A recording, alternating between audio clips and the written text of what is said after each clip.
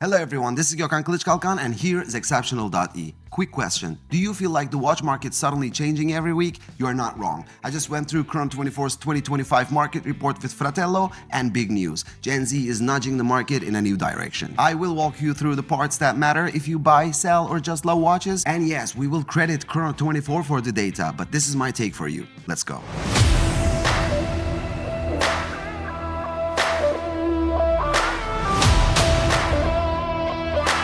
Okay, super quick. Chrono24 analyzed transactions on their marketplace for H1 2025 and pulled 4 big trends. I will paraphrase them so you don't need to read 30 pages. 1. Gen Z is driving a move to slimmer, design-led dress watches. 2. Rolex's pandemic hype has cooled, it's normalized, but still the market anchor.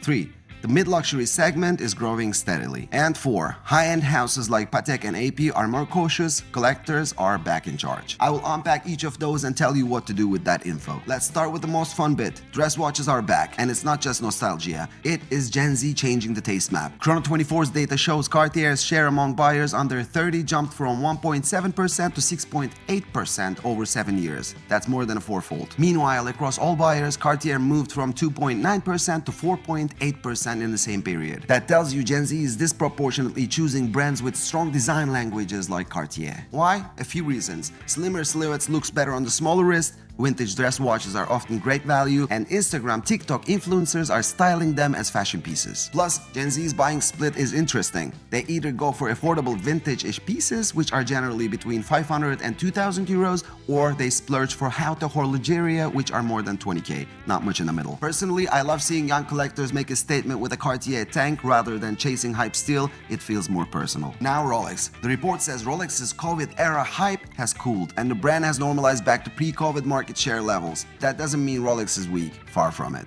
Chrono24 calls Rolex the market anchor, steady, still dominant and growing over the long term, but less of a speculative fever than 2020-2022. What that means for you, if you bought a steel sports Rolex as an investment hoping for crazy flips, the era of explosive spikes is behind us. But as an ownership story, reliability, long resale demand and that brand appeal, Rolex remain the safest big name bet. Selling a Rolex now, present condition, correct bracelet sizing, and service history. These will keep your listing competitive even if the market is calmer. Mid-luxury is the steady lane. Omega sits second by market share and grew into H1 2025. Speedmaster's special editions like the Silver Snoopy still trade strong. Tudor and IWC also showed notable gains. Smart marketing and seller partnerships help. These brands avoided wide speculations and built real collector communities. For buyers, it's a sweet spot. Strong design, brand story, and better value retention compared to random hype pieces. High-end houses went through a speculative boom during COVID, and that's calmed down. Patek lost a chunk of short-term market share in H1 2025 compared to a very strong H2 2024. The report notes Patek fell about 8.2% in relative market share between the two periods, but that needs context. H2 2024 was an outlier. Overall, both Patek and Audemars Piguet are stable and trading mostly among serious collectors now. What this means, if you're flipping high-end pieces, expect more selective buyer pools. Authenticity, provenance, and condition are everything. For long-term collectors, there's less noise and more meaningful trading. Alright, here's the practical playbook from all that data.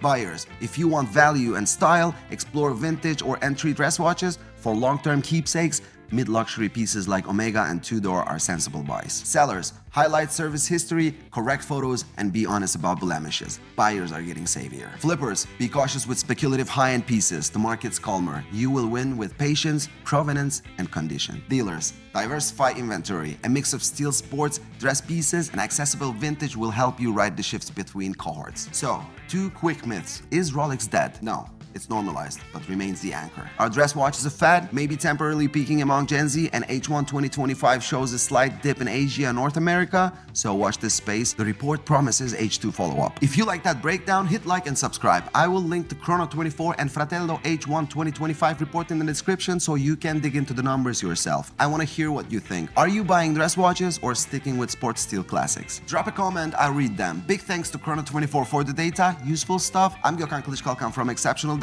See you in the next episode. Until the next time, stay stylish, stay curious, and as always, stay exceptional.